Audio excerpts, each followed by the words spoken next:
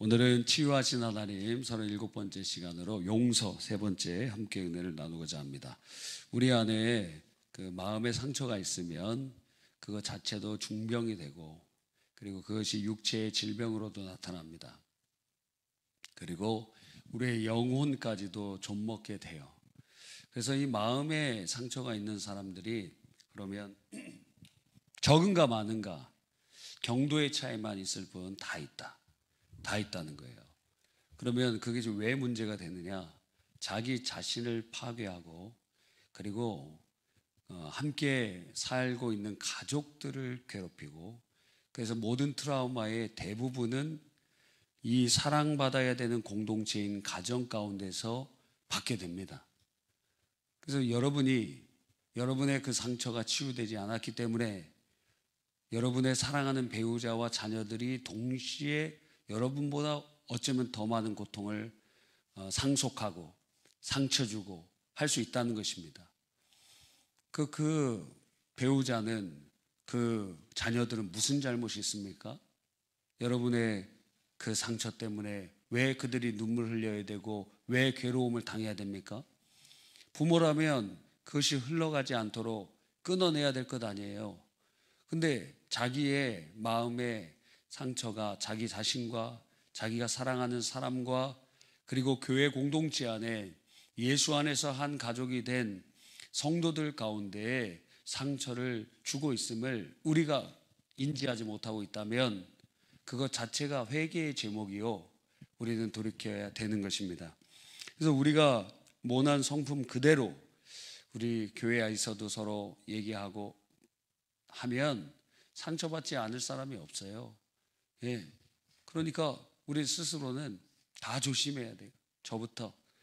그래서 교회에서 항상 우리가 서로 조심하고, 항상 우리가 주님 안에서 은혜 가운데 있기를 간절히 소망해야 되는 것입니다. 내 안에 그런데 용서하지 않는 미움이 있으면 그것이 우리 안에 무엇이 된다 그랬죠? 그것이 쓴뿌리가 되고, 그것이 용서하지 않는 것이 이제 전인적 치유 수양에서는 이제 그것을 가리켜서 뭐라고 그러죠? 오키로마라 그래요. 오키로마. 그래서 견고한 성체, 그러한 의미를 가지고 있는 단어인데, 그것이 견고한 진이 돼서 그 안에 누가 있느냐? 사단이 거점을 삼게 됩니다. 그러면 바로 여러분이 은혜를 받아도 사탄의 빨간 구자처럼 백악관의 트럼프 책상에는 빨간 버튼이 있다 그래요. 그걸 누르면 비서가 거기 있는 직원이 콜라를 갖고 옵니다. 이거 누르면 콜라를 갖고 와요. 트럼프는 커피도 안 마시고, 그리고 술도 안 마시고, 마약도 안 하고 그래요. 여자 문제만 상당히 많이 있고, 예, 거짓말 잘하고, 그래서 지도자의 자격이 없는데 그 복음주의 기독교인들이 엄청 지원을 합니다. 왜?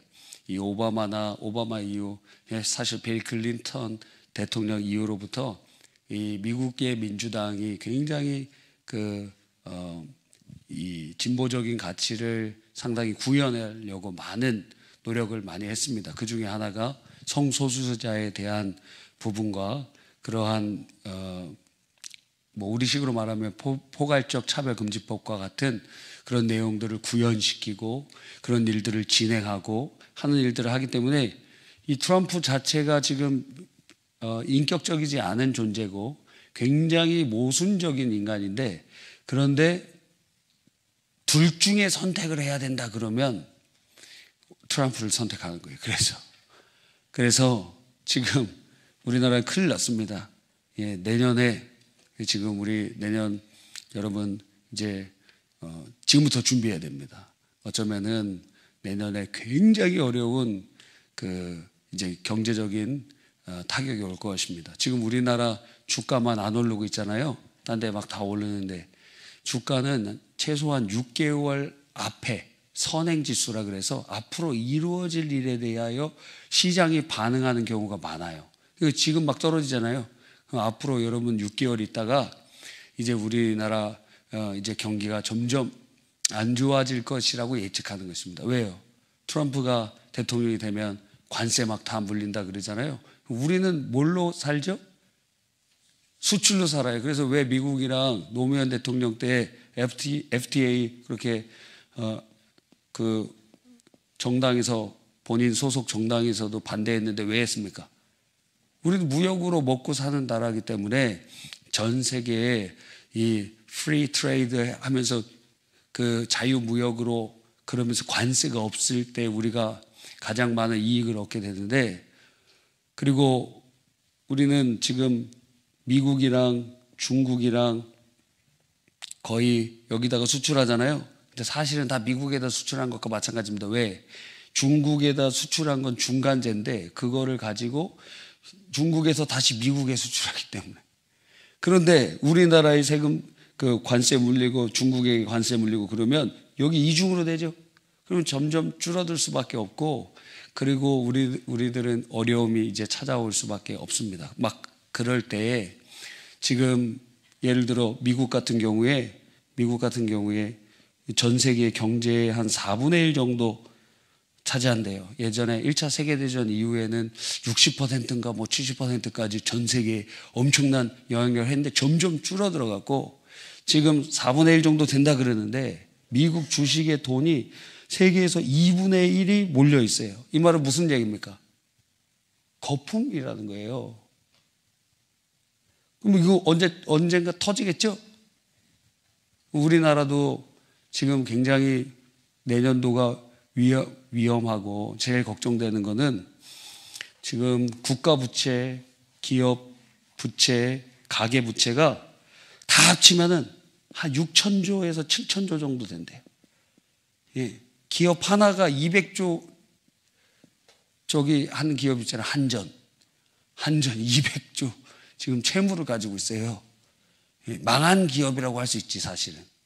그래서 계속 이전 정권에서 왜 민영화를 하려고 하느냐. 왜요? 지금 이거 가지고 감당하지 못하니까. 그래서 이제 결국에는 지금 공기업인데 국가에 그렇게 프랑스처럼 아마 국가에서 이걸 다 떠안고 어떻게 해야 되는 상황이 이제 이루어질 것처럼 보입니다. 우리나라 이거 6천조, 7천조 빚 누가 갚아요? 우리가 나라를 망하고 기업 망해도 국민은 거기 있잖아요. 그럼 국민이 다 갚아야 돼요. 그 갚을 수 있어요? 갚을 수 있느냐고. 지금 갚을 수 있는 돈이냐고요. 예, 그러니까 뭐 해야 됩니까? 지금 기도해야 되는 거예요. 지금 이게 다가오는데 어떻게 감당할 것이냐. 그래서 IMF 때는 가계부채가 적었어요. 그런데 지금은 여러분 가운데 빚 안 진 사람들 손 들어보세요. 빚 안 진 사람. 예. 솔직히 여기 또 부자들도 있잖아요. 손 들어보세요. 예. 네, 또. 예. 감사합니다. 예. 빚 안 진 분들 여러분, 그럼 현금 준비 잘 많이 됐습니까? 현금? 예. 이때 이제 내년부터 어쩌면 시작될지 모르는 경제적인 큰 위기에 현금을 많이 갖고 계신 분들은 자, 눈이 열리면 그때 부자가 되는 거예요. 또 90%는 다 가난하게 되는데 한 10% 눈이 열린 사람, 잘 준비된 사람, 그때 예? IMF 때 팍 성장했던 그룹 중에 이제 부영이라는 그 건설 회사가 있잖아요. 그때 뭘 많이 사놨냐면 부동산을 많이 샀어요. 싸게 나오. 그러니까 여러분도 이제 경제적인 위기가 이렇게 찾아오면은 건물을 사되 어디를 사냐? 엄청 떨어질 거예요. 막 떨어지면 어디 건물을 사야 될까요? 제가 지정해 드릴 테니까 그걸 사면 돼요. 아시겠죠? 우리 교육관 옆에 있는 건물들을 순차적으로 사면 돼. 아시겠죠? 순차적으로 사면 돼요. 그리고 여기 뒤에 있죠? 여기 순댓국집, 또 여기 무슨 택배 있죠? 그거 다 순차적으로 사면 돼. 아시겠죠? 그리고 더 축복받아갖고 그거 이렇게 교회에다가 헌금하세요. 그래서 거기다가 교육자 사택 좀 하고, 거기, 아니면 이렇게 터갖고 교회를 이렇게 보이도록 하거나, 지금 교육관 이제 앞으로 선교센터 지려고 하면은 민원을 누가 가장 많이 들까? 옆에 있는 건물이겠지. 그럼 옆에 있는 건물이 다 여러분이 거주하고 있다면은 민원을 할 수는 없을 거 아니에요. 몰래 민원 들 수는 있겠지만 누구야 막 찾아봐갖고 할 수 있겠죠. 그러니까 여러분 옆에 살아. 언제 막 대폭락이 일어날 때 그때 현금 많이 갖고 계신 분들 있다면 그때가 주의 일 할 때라고 생각하고 여기 블럭에 있는 부분들을 하나씩 사가십시오. 여기 몇십 개 동이 있는데 여기를 인도 선교사 은퇴하신 분들 타운을 만들려고 하니까 제가 그냥 대략 계산해도 한 500억, 600억 정도 들겠더라고요. 현재로. 그런데 이게 막 절반으로 떨어진다. 그 250억밖에 안 들잖아. 3분의 1로 떨어진다. 그럼 한 150억, 200억밖에 안 되니까 여러분 그때 지금 한 많이 준비되어 있는 분들은 이때라 하고 이렇게 가르쳐 드려도 뭐 속이에 경일 끼니 왜 지금 우리가 다 이렇게 그 여유가 없기 때문에 그래요. 그리고 앞으로 그러면 여러분이 어디에다가 지금 뭐 경제 강의를 하는 것도 아닌데 제가 잘 알지도 못합니다. 그냥 여러분 도움 되도록 그냥 얘기하는 거예요. 앞으로 어느 나라에 투자하면 되느냐? 하나님께서 복음에 앞장서는 나라들에게 복을 주셔. 왜? 선교의 재료가 되도록 하나님께서 물질의 권세를 같이 주세요. 우리나라가 어떻게 됐죠? 세계 제2위의 선교 국가가 되니까 하나님께서 우리나라에 복을 주셨죠? 근데 지금 2위가 우리나라 아닙니다. 지금 7, 8위로 떨어졌어요. 그리고 향후 20년 안에 지금 선교사 수가 4분의 1로 줄어듭니다. 지금 왜냐하면 50대, 60대 선교사들이 제일 많이 있거든요. 20년 후에 그분들 다 불러가요. 그런데 20대, 30대 선교사는 극소수예요. 자원자가 없어요. 막 선교한국 이런 대회 가보면 예전에는 수천 명이 모였는데 지금은 막 그게 존폐 위기에 있습니다. 그러니까 하나님께서 사용하시는 그 나라들, 선교에 앞장서는 나라들을 복을 주셔서 그걸 가지고 열방을 복음화시키는 하나님의 큰 일을 사용하고 계시는 것입니다. 지금 그럼 전 세계에서 부흥되고 선교사를 많이 파송하는 나라들은 어디 있을까요? 카이로스 훈련 받으신 분, 카이로스 거기 나오는데, 자 카이로스 훈련 받으신 분 거기 자 어느 나라입니까? 필리핀 있어요. 필리핀. 우리 엄청 무시하죠, 필리핀? 필리핀 엄청 지금 선교, 왜냐하면 여기 노동자들이 영어도 잘하고 그러니까 우리나라도 필리핀에서 오신 분들 계시죠? 그래서 필리핀 또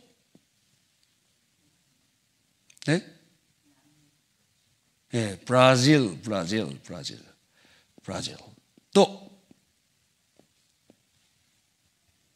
지금 이렇게 알려드리는 거예요. 여러분이 투자하라는 거예요. 그러면 복 받을 수 있습니다. 또 저한테 원망하지 마세요. 떨어졌다고 또. 그건 알았어요. 여러분 제가 소스만 드리고 기도해서 응답받아서 하세요. 아시겠죠? 또 인도네시아 지금 한 15% 정도 부흥됐어요. 거기에 공인된 5개 종교 중에 하나예요. 근데 거기는 종교를 무조건 가져야 돼. 5개 종교 중에. 그 중에 하나가 기독교. 그리고 어디 있습니까? 아프리카의 나이지리아 뭐 이런 나라들이 쭉 있습니다. 그래서 지금 굉장히 또 앞으로 지금 이제 이란이 지금 미국이랑 사이가 안 좋잖아요. 근데 이게 관계만 회복되면은 이란에 지금 굉장한 부흥이 일어나고 있어요. 박해 가운데. 그래서 많은 사람들이 예수님 믿고 주님께로 돌아오는 역사들이 일어나고 있습니다. 그죠? 그래서 뭐 이런 나라들을 참조하시라는 거예요. 꼭 이렇게 투자하라는 게 아니라 참조하셔서 하나님께서 사용하시는 그러한 역사가 일어나길 바랍니다. 안타까운 점은 무엇이냐면 그건 다음에 말씀드리도록 하겠습니다. 여러분, 그러니까 다시 우리가 본론으로 돌아와 보면 용서와 관련돼서 우리의 삶 속에 이 부분들이 해결이 돼야 된다는 것입니다. 제가 언급되는 10가지 중에 몇 가지나 여러분 안에 걸리는 것이 있는가 한번 체크해 보세요. 첫째, 나는 날 힘들게 한 그 사람들에 관해서 관심을 보이려 하지 않는다. 두 번째, 다른 사람에게 내가 관심을 기대하지만 나는 감사를 나타내진 않는다. 세 번째, 어떤 사람은 내가 지나치게 칭찬하고 어떤 사람은 악의적으로 판단한다. 네 번째, 어떤 사람은 우정 관계를 맺을 때 어떤 사람과 여러분이 친밀함을 갖는데 소유욕이 굉장히 강해서 너는 내 친구만 돼야 돼. 이렇게 한다. 다섯 번째, 표면적으로만 행복할 뿐 내부적으로는 대단히 예민하고 까다롭다. 여섯 번째, 다른 사람들을 만나는데 극히 조심성을 기울인다. 일곱 번째, 내가 누군가로부터 고통받았을 때를 상세히 기울인다. 여덟 번째, 그 사건을 생각하면 지금도 마음에 분노와 고통이 느껴진다. 아홉 번째, 그 사건을 기억하며 그 사람을 나쁘게 생각하는데 사용한다. 열 번째, 상대방이 잘 되는 것을 원치 않는다. 자, 이 10가지 중에 여러분 몇 가지가 해당됩니까? 이 10가지가 무엇이냐면 여러분이 용서가 필요한 존재라는 것을 증거해 주는 지시표라고 할 수 있습니다. 어떤 분이 그걸 제시했어요. 10가지를. 여러분 안에 이 중에 한 가지라도 걸리는 게 있습니까? 그렇다면 여러분 안에 누군가가 맺혀 있는 거예요. 지금 누군가가 맺혀 있어요. 용서해야 될 어떤 사람이 있다라는 것입니다. 이러한 마음이 있다면 우리의 마음에 나는 아무도 미워하는 것이 사람이 없어라고 하지만 우리 마음 심령 안에 누군가 숨겨져 있다라는 것입니다. 그래서 그것이 용서하지 않음이 우리 마음의 병을 만들고 육체의 병을 만들고 영혼의 병을 만들게 됩니다. 그것은 하나님의 명령이고 누가복음 우리가 읽은 말씀처럼 우리가 우리에게 죄 지은 모든 사람을 용서하오니 우리의 죄도 용서해 달라고 기도하잖아요. 근데 그 안에 그거는 회개를 받아주지 마십시오라고 하는 것과 마찬가지예요. 그러니까 그때부터 용서하지 못하는 상황부터 여러분의 기도는 하나님 앞에 상달되지 않는다고 봐도 무방해요. 용서하지 않는 그때부터. 자, 용서는 왜 힘들까요? 용서는 왜 힘드냐면 상대에 대하여 우리가 그 상처를 받았기 때문에 당연하죠. 용서하기가 쉽지 않습니다. 또 우리 안에 이 용서가 하기가 어려운 이유 중에 하나는 용서 자체가 큰 고통이 되기 때문에 그래요. 이 용납이 안 돼. 고통이 막 되기 때문에 그렇습니다. 그래서 오히려 그 사람에 대한 정죄의식이 강해지고 미움이 심해지고 그래요. C.S. 루이스는 이렇게 얘기합니다. 사람들은 용서가 아름다운 일이라고 말한다. 정작 자신이 용서한 일을 당하기 전까지는. 그러니까 용서하세요 뭐 이렇게 얘기하기 쉬워요. 근데 정작 내가 당해보면 되느냐 이거예요. 정작 내가 당해보면 되느냐 이거예요. 되느냐. 예? 우리 찬송이 우리 심원중학교 인싸인데 팔로우스 몇 명입니까? 예? 팔로우스 몇 명이? 저희 집에서는 팔로우스로 평가하더라고 인간을. 이 사람은 팔로우스 몇 명이고 저 사람은 팔로우스 몇 명이라. 몇 명이에요 팔로우스? 인사 안 해요? 그래요. 건강한 학생입니다. 우리 심원중학교 인싸예요. 다 좋아해요. 어떻게 해. 그래도 싫어하는 애들 있죠? 본인이 좀 쟤랑은 좀 약간 멀리 있었으면 좋겠다 그런 사람도 있잖아요. 이 인싸도 그런 마음을 든다 이거예요. 인싸도. 예? 그게 당연한 거예요. 당연한 거. 예. 우리 찬송이는 보통 대부분 사람들과 잘 지내는데 약간 일부의 사람들은 굉장히 힘든단 말이에요. 저 같은 경우에 반대예요. 대부분의 사람과의 힘든데 일부 사람만 편해. 네. 그래서 인간관계 굉장히 어렵습니다. 힘들어요. 그리고 그렇게 사람 만나면 에너지가 쓰여, 막 에너지가. 만나는 것 자체가 에너지 소비예요. 어떤 사람은 만나면 막 기쁘고 에너지가 충전되고 그러잖아요. 여러분, 어떤 사람 또 밖에 나가면은 막 리프레시 되고 그리고 막 기쁘고 그런 사람인데, 저는 밖에 나가 힘들어. 그래서 집에 있는 게 그냥 차라리 낫지. 그래서 며칠 동안도 집에 있을 수도 있어요. 근데 어떤 사람은 막 깝깝해갖고 막 어떻게 거기 집에 혼자 있느냐고 그런 사람들도 있는가 반면에 말입니다. 그러니까 이것이 다른 사람의 이야기 때는 아름다운 일이지만 정작 내 일이 되면 이거 보통 일이 아니라는 거예요. 그럼에도 불구하고 예수님께서 우리를 용서해 주셨고 또한 우리에게 그렇게 용서하라고 말씀하십니다. 이제 거듭난 성도는 사나 죽으나 주님의 것이기 때문에 주님 말씀 순종해야 되는 것을 우리는 압니다. 근데 이 순종이라는 것, 성도의 순종은 굴종이 아니에요. 순종은 무엇으로부터 온다고 말씀드렸어요? 이 순종은 회복된 자유의지. 회복된 자유의지. 자유의지가 뭐라 그러세요? 오늘 맛있는 음식을 먹을까 말까, 그게 자유의지가 아니라 인간의 자유의지의 핵심은 자원하여서 하나님의 말씀을 순종하는 의지예요. 이게 타락한 이후에 불가능하게 된 거예요. 그래서 자유의지라는 것은 하나님의 뜻대로 순종할 수 있는데 자원한다는 거예요. 우리는 어떻게 회복된 자유의지는 우리 안에 성령의 역사로 말미암아 성령이 공급하시는 은혜로 그 의지에 기름을 부어주세요. 그래서 그걸 가지고 순종하게 됩니다. 그러니까 굴종이 아니고 억압이 아니고 하나님이 우리에게 원하시는 것은 자원적 순종이요, 자원적 사랑이에요. 그러니까 우리를 로봇과 같은 존재로 만들지 않고 우리가 자원하여 주님을 사랑하며 그 사랑으로 주님 앞에 순종하는 그러한 존재들로 만들어 주셨다는 거예요. 용서도 마찬가지죠.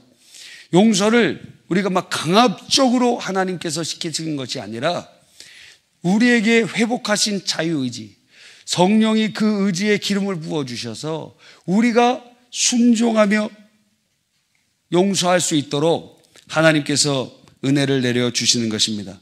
어떤 이는 이렇게 말합니다. 용서하지 않을 자유가 있어야 용서도 가능한 것 아닙니까?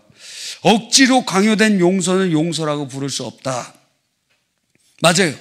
그래서 억지로 주님께서 우리에게 순종하라고 회개하라고 혹은 용서하라고 억지로 하는 것이 아니라 주님의 용서 명령은 굴종이 아니라 회복된 자유의지, 그 의지에 성령의 기름 부음을 주셔서 우리가 그렇게 선택하고 우리가 그렇게 할 수 있도록 인도해 주시는 것이라는 것을 우리 기억해야 되는 것입니다.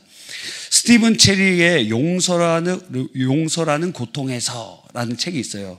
그 책에 예수님께서 용서를 우리에게 말씀하신 것은 용서할 수 없을 때 무조건 용서하라가 아니라 악의 소용돌이에서 벗어나 사랑의 소용돌이로 들어가라는 것이라.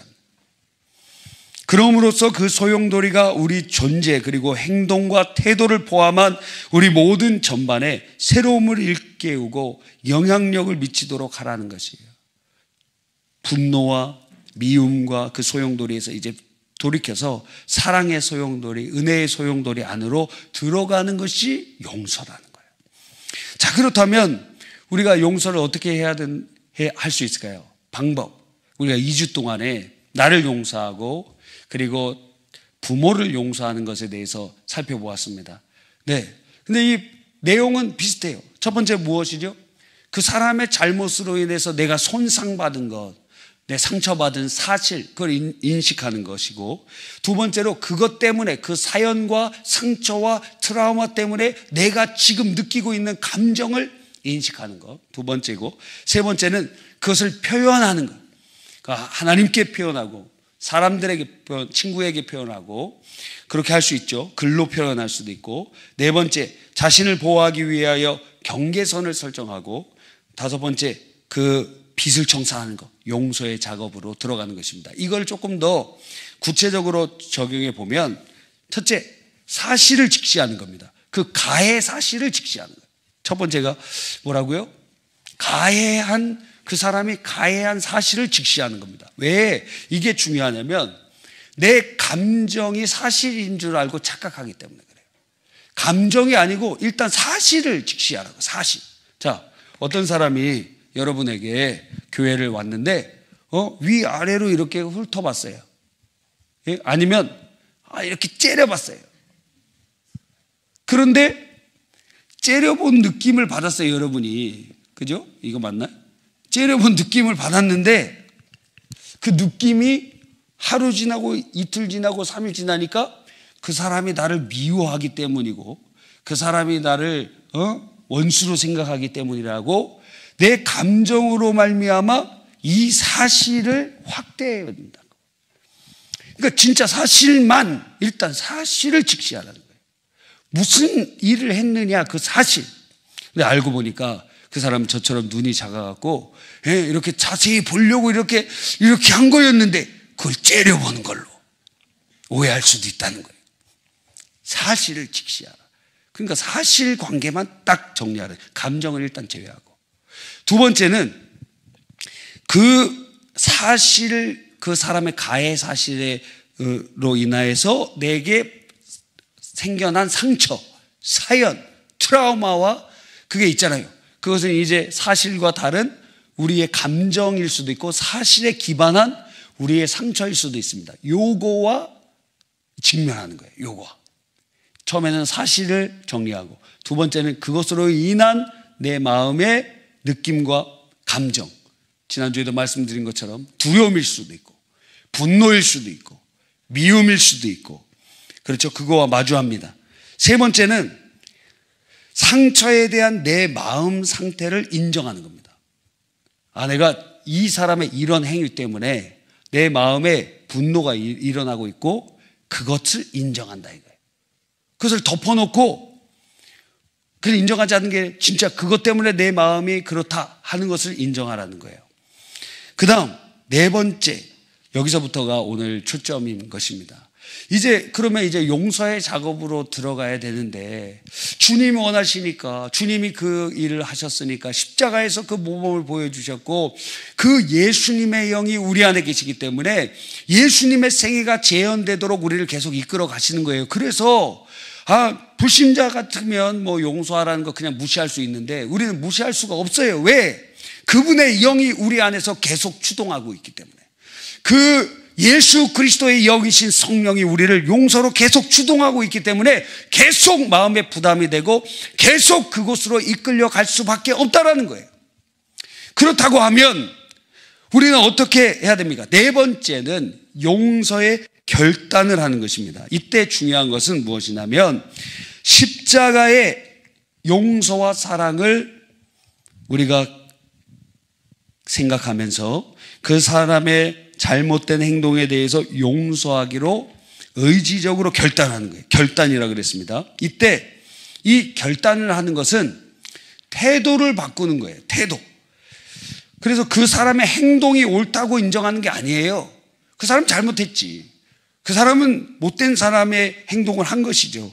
그러나 그 사람에 대한 태도, 저 사람은 죽어야 된다. 똑같이 벌을 받아야 된다. 그러한 우리의 태도가 있었다면 그 태도를 바꾼다는 거예요. 내가 스스로 판단하고 판결했던 것을 하나님께 맡겨드리는 거예요. 그게 결단의 첫 번째 태도 변화예요. 두 번째는 주님의 마음으로 용서하기로 결단하는 거예요. 이게 지금 무엇과 연관이 있냐면 주의 은혜를 경험한 깊이만큼 가능해요. 그래서 하나님의 은혜를 깊이 체험한 사람이면 사람일수록 용서의 깊이가 깊어집니다. 근데 은혜를 적게 받은 사람은 그 은혜에 적게 받은 깊이만큼 용서할 수 있어요.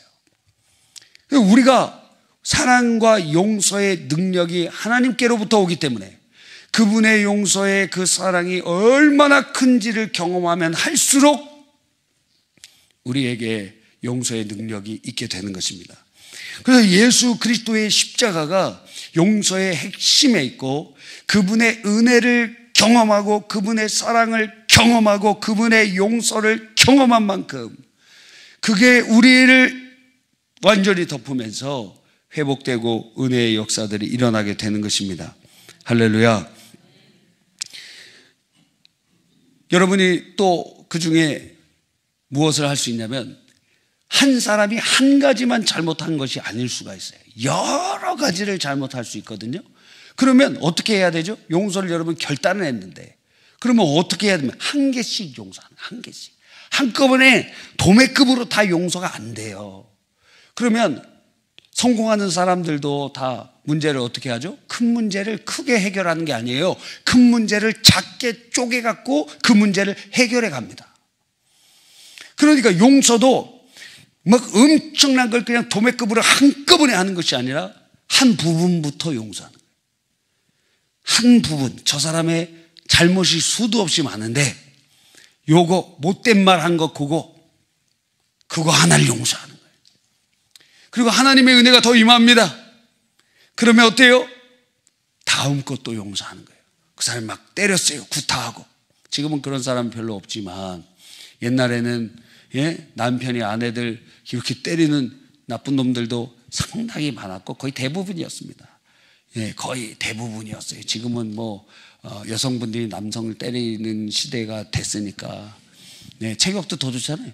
그래갖고 그러고 하는데, 최근에도 어떤 그 중령 진급 예정자가 뭐 그 내연 관계에 있는 사람을 토막살인해갖고 그 강에다가 이렇게 던진 사건이 지금 며칠 전에 이슈가 되고 있지 않습니까?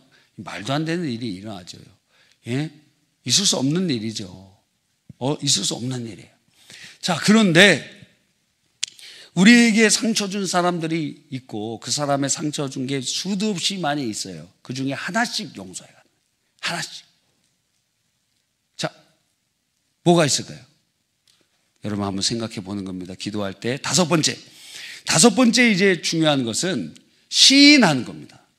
심판과 판단을 주님께 맡기고 나는 그를 용서하겠다고 입으로 시인하는 게 중요합니다. 그래서 아무개를 용서합니다.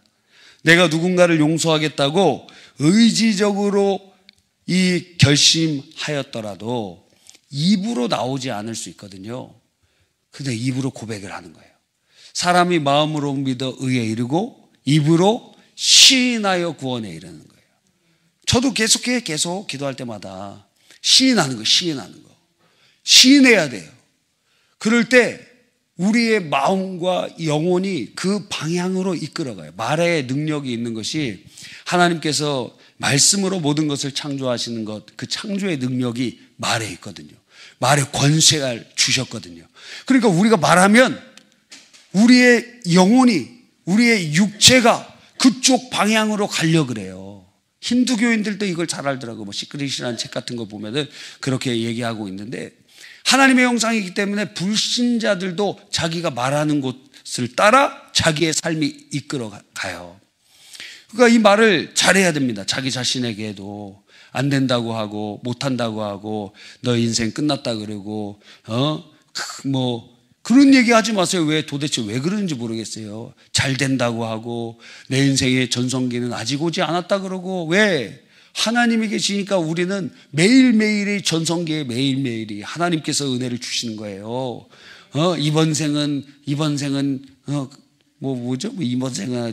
잘못했다고 뭐 그런 얘기나 하고, 삼손이 죽을 때 한 예를 기억하라 그랬잖아요. 모세가 80세에 부름받음을 기억하라 그랬잖아요. 아브라함 75세에 부름받았고 수많은 사람들이 성경에 나와 있는 것을 우리는 알고 있지 않습니까? 근데 왜 자기 자신을 판단하고 제한하고, 왜 자기 자신에게 그게 사탄에 개입하도록 근거를 주는 거예요. 말로써. 저 사람이 이렇게 얘기하지 않았습니까? 하면서 사탄이 참소하는 거예요. 여러분의 말을 근거 삼아서. 그러니까 말에 온전함을 갖지 못한 사람들은 그 인생이 형통할 수 없습니다. 기도를 하는 만큼 우리의 삶의 말이 하나님 앞에 진행되는 기도가 되기 때문에, 주님이 들으시기 때문에 그래요. 그리고 가족들에게 그래서 뭐 하라 그랬습니까? 축복하라 그랬잖아요. 안 된다고 하지 말고 된다고 얘기하고, 하나님께서 복을 주시고, 하나님께서 주님께서 은혜를 주셔서 복 주시고 은혜 주시고 평강 주시기를 원하노라, 그렇게 축복해야 될 것 아닙니까? 성적표가 마음에 들지 않더라도 부모님이 어때요? 자녀들에게 어떤 의사 선생님이 얘기하더라고요. 공부는 유전이다, 유전. 공부는 유전이다.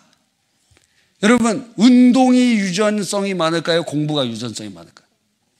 공부가 운동보다 유전성이 더 높대요. 아시겠죠? 그러니까 애들한테도 압박 주지 말라는 말이에요. 그래서 애들한테 제가 알려줬어요. 엄마가 공부해라, 아빠 공부해라 그러면 엄마, 아빠 성적표 까세요. 네? 윗물이 맑아야 아랫물이 맑지.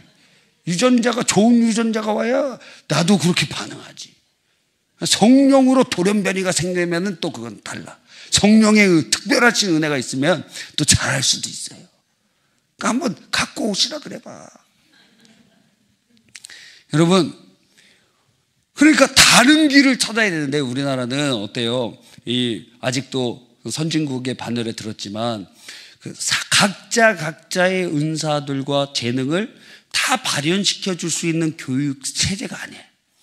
그러니까 공부라는 거 하나로 그냥 줄 세우기 해갖고 하는 건데 열등감 가질 필요 없어요. 왜? 여러분은 그거 말고 다른 거를 더 잘할 수도 있으니까. 근데 제일 편한 게 공부이긴 해요, 사실은. 가장 쉽고 가장 간단하고 가장 많은 메리트를 얻을 수 있는 게 공부이긴 한데, 아니 유전적으로 지금 안 되는데 그럼 어떻게 해야 돼요? 한 가지 가르쳐 드릴게요. 매일 아침 점심 저녁에 일어나갖고 머리에다가 자기가 손을 얹고 기도하세요. 주의 보혈로 덮어주십시오. 주의 보혈로 덮어주십시오. 주님, 유전적으로는 한계가 있는데 주여 은혜를 베풀어 주셔서 지혜를 주십시오. 솔로몬에게 주님께서 지혜를 주셨잖아요. 후천적으로 주셨잖아요. 예? 다른 길을 주님 보여주시든가 아니면 지혜를 하나님 주시라면, 하나님 솔로몬에게 그 지혜를 주셨으니까 내게도 주십시오. 예? 그렇게 하는 거예요. 매일매일 하세요. 매일매일. 들을 게 있는 자는 들을지어다. 여러분, 내가 누군가를 용서하겠다고 결심했을 때 시인하는 것이 굉장히 중요합니다. 이 스티븐 맥도날드라는 미국의 한 경찰관은 뉴욕 센트럴파크에서 10대가 쏜 총에 척추를 맞고 전신마비가 되었어요. 하루아침에 끔찍한 비극으로 분노와 고통의 시간을 보냈다 그럽니다. 근데 14년 만에 가해자를 만나갖고 용서해 줬어요. 그래서 사람들이 물어봅니다. 어떻게 용서할 수 있습니까? 당신 전신마비가 됐는데. 그랬더니 스티븐은 이렇게 아주 중요한 말을 남겼습니다. 내 등에 박힌 총알보다 내 가슴 속에 자라나는 복수심이 더 끔찍했기 때문입니다. 용서가 안 되고 막 분노가 치밀어 올라 자기가 막 망가져가는 거예요. 더. 그러니까 14년 동안 그렇게 되다가 용서를 선택했다는 거예요. 1960년대 초에 한국에서 온 편지라는 다큐멘터리가 미국에서 만들어졌습니다. 필라델피아에서 불량배에게 살해당한 한국인 유학생 오인호 씨 얘기였습니다. 범인들이 유죄 판결을 받은 뒤에 그들이 그런데 어느 날 필라델피아 시장에게 편지가 한 장 날아왔습니다. 한국에서 그 오인호 씨 아버지가 보낸 것이에요. 내용은 이렇습니다. 살인자들의 황폐한 영혼은 안타깝지만 우리 가족은 관대한 처분이 내려져서 이들이 새 삶을 이어가기를 바랍니다. 이들이 석방된 뒤 사회 적응에 쓰기를 바랍니다. 1960년대 500달러를 함께해서 굉장히 큰 돈이었어요. 그 당시에는. 그거를 함께 붙였어요. 주로 아프리카 흑인들이 모이는 미국 사우스캐롤라이나 주의 임마누엘 감리교회에 그 매주 수요일 저녁 성경 공부 시간이었습니다.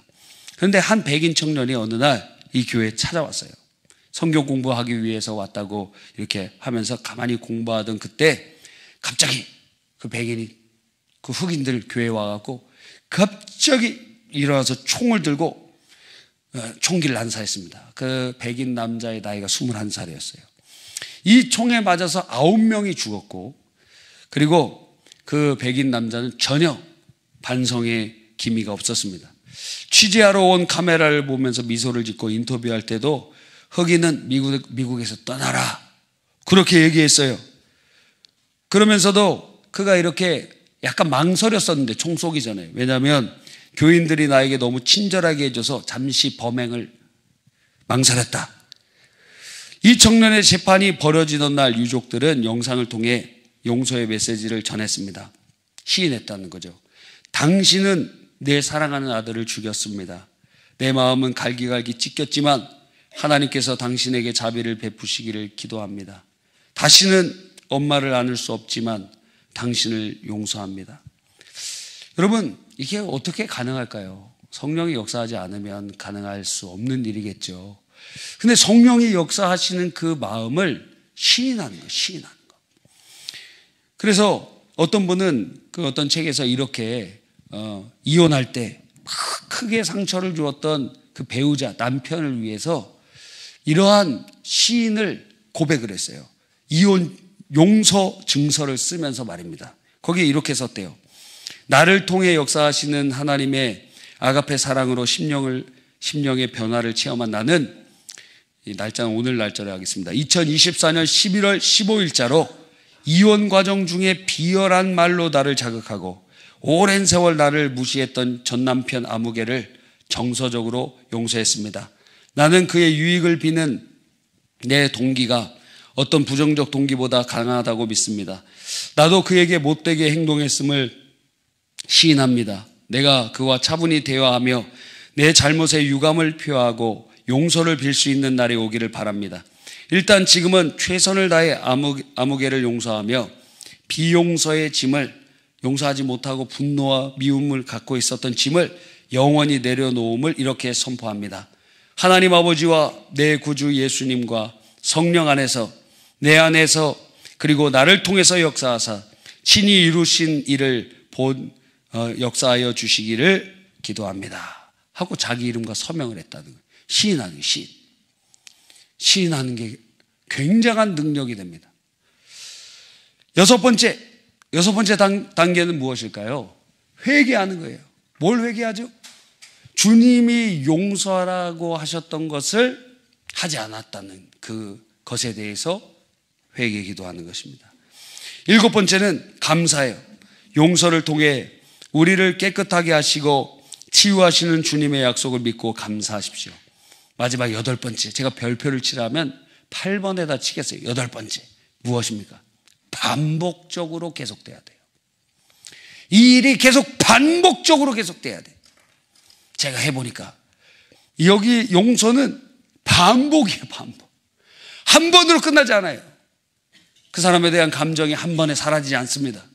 성령이 역사하시면 한 번에 사라질 수도 있지만 성령께서는 점진적으로 그 마음을 제거하고 바꿔가시기도 합니다. 처음에는 이해시켜 주시고 그 다음에는 어떻게 해요? 공감하게 하시면서 그런 우리들을, 그리고 더 나아가서 그를 향한 긍휼의 마음을 주시는 것이죠. 그런데 그게 한순간에 되는 것도 아니고 하루 이틀에 되는 것도 아니고 한 달, 두 달에 되는 것도 아니고 어쩌면 1년, 5년, 10년, 20년이 걸릴 수도 있습니다. 그런데 계속하는 거예요. 계속하는 거예요. 계속 반복합니다. 계속 시인합니다. 계속 그를 위하여 기도합니다. 계속 용서합니다. 언제까지? 그를 향한 그 부정적인 감정들이 완전히 사라질 때까지, 하나님이 주시는 사랑의 마음이 올라올 때까지. 그게 되느냐 이거예요. 그러니까 한 번에 안 되고 주님의 그 생명의 씨앗이 우리 안에 심겨졌다면 그 용서를 하기로 마음을 먹고 입으로 시인한 그날부터 땅에다가 씨앗을 심어놓은 것입니다. 씨앗은 바로 열매 맺습니까? 아니죠. 시간이 지나야 됩니다. 싹이 나고 줄기가 자라고 꽃이 피고 그 다음에 열매가 맺혀지게 되는 것이죠. 시간이 필요해요. 그러니까 그동안 물을 주고 비료를 준 게 무엇이냐? 계속 용서하는, 계속 반복도 반복. 예. 그 사람 또 용서하고 반복. 언제? 기도할 때마다. 여러분 눈을 감을 때마다 많은 성도들이 기도할 때 처음에 회개 기도해요.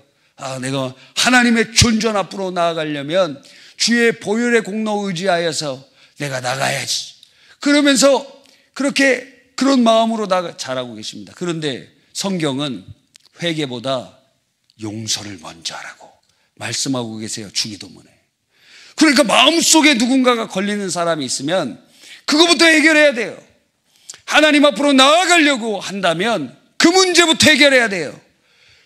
되든지 안 되든지.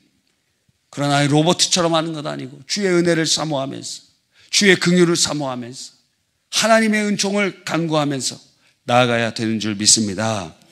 그래서 어떤 이는 이렇게 말합니다. 용서는 결코 쉬운 해결책도 즉효의 처방도 아니다. 긴 시간이 걸리는 고통이다. 다만 그 고통은 그냥 고통이 아닌 치유의 고통이다. 이렇게 얘기했어요. 용서 자체가 고통인데 그거는 괴로움을 발생하는 고통이 아니라 치유될 때, 여러분 한의학이나 이런 데 보면은 약을 먹으면 명현현상이 일어난다 그래요. 그렇죠? 처음에 무슨 이상한 반응이 일어나기도 하고 막 그래요. 그거를 가리켜 마치 치유의 그러한 그 고통은 치유 과정에 있는 고통이라고 할 수 있다는 것이죠. 그렇다면 물론 여러분이 용서한다고 해서 과거의 일이 아무 일도 아닌 것처럼 변하는 게 아닙니다. 그대로 있어요. 용서가 반드시 즉각적인 화해 단계로 나가는 것도 아닙니다. 왜? 저 사람은 아직 완고할 수 있거든. 그러니까 용서와 화해는 다른 개념이에요. 화해는 훨씬 더 진척돼야 돼요. 또 용서한다고 해서 가해자나 고통적인 기억이나 불편한 감정을 내가 이제 안 가져야지 하는 것도 아니에요. 저절로 생기는데 그거 어떻게 해요? 또 용서한다고 해서 상대방의 잘못을 인정해 주는 것도 아니에요. 용서한다고 해서 그 가해자의 잘못을 내 탓으로 돌리는 것도 아닙니다. 그럼에도 불구하고 우리는 주님이 우리에게 베풀어 주신 용서로 인해 그 사람을 용서하는 겁니다. 그럼 적용해 봅시다. 그럼 언제 용서해야 될까요? 지금 해야 돼. 지금. 용서는 지금 하는 겁니다. 주의 말씀은 항상 언제예요? 나중에 언제 하는 게 아니에요. 지금 하는 겁니다. 그러면 여러분이 이제 기도할 때 그 사람을 용서하기로 결단하고, 자, 2주 전에 나 자신에 대해서 용서했다면, 지난주에 부모에 대해서 용서했다면, 이제 오늘 내 마음에 걸리는 사람들을 한 명 한 명 용서하시되, 어떤 사람은 크게 여러분에게 잘못한 사람이 있을 수 있어요. 그러면 잘라서 용서하세요. 오늘 어떤 부분을 용서하는 거예요. 내일은 그 다음 부분을 용서하는 거예요. 그렇게 분할해서 용서할 수도 있습니다.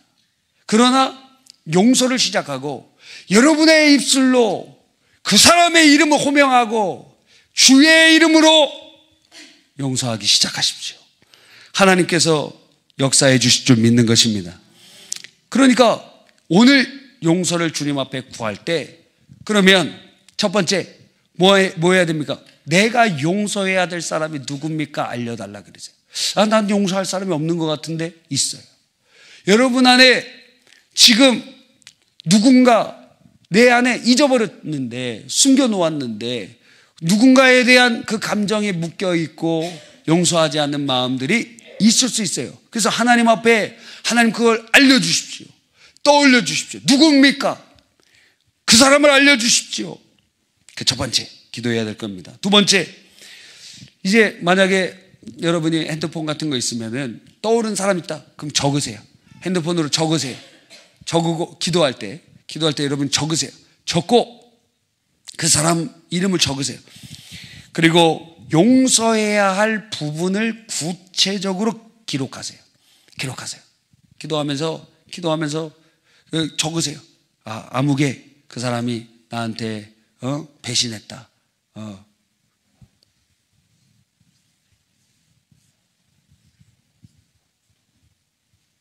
우리 김선옥 집사님, 혹시 결혼하시기 전에 연애해 보신 적 있으세요? 네? 영상 편집됩니까? 얼굴 보여주지 마시기 바랍니다. 우리 교회 김선욱 지사님이 여러 분 계시기 때문에 누군지 제가 알리지 않겠습니다. 어떻게 헤어졌나요? 왜 헤어지셨나요? 뭐 여러 명 있겠지만 그 중에서 가장 가슴 아픈 아픔을 거기 얘기한다면, 성격 차이로. 네, 성격 차이일 수 있겠죠. 네. 그 몇 년 전 얘기입니까? 30년 전인데 그때 그 생각이 아직도 좀 남아 있어요? 그 성격이 달랐던 그 모습들과 그런 것들이.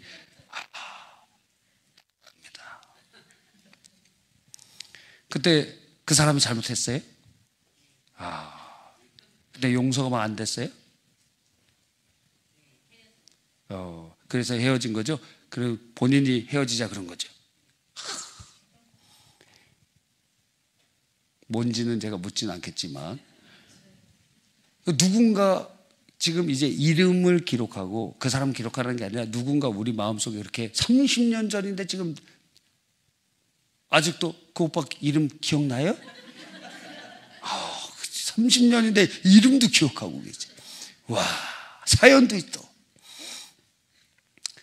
그러니까 이런 것처럼 여러분 안에 하나님께서 알려주신 사람의 이름을 적고 구체적인 사안을 한번 적어보는 거예요.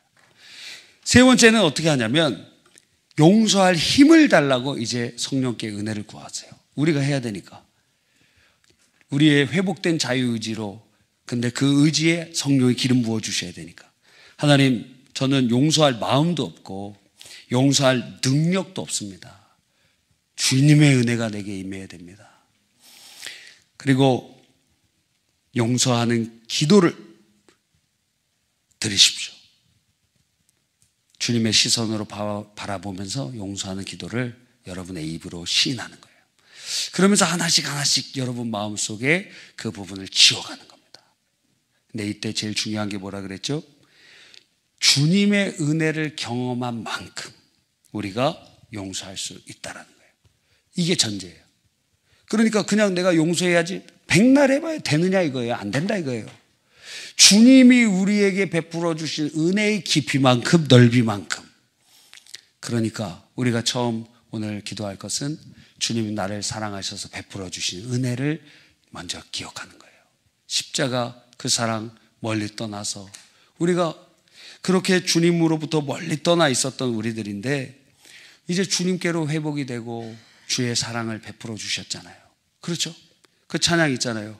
십자가 그 사랑 멀리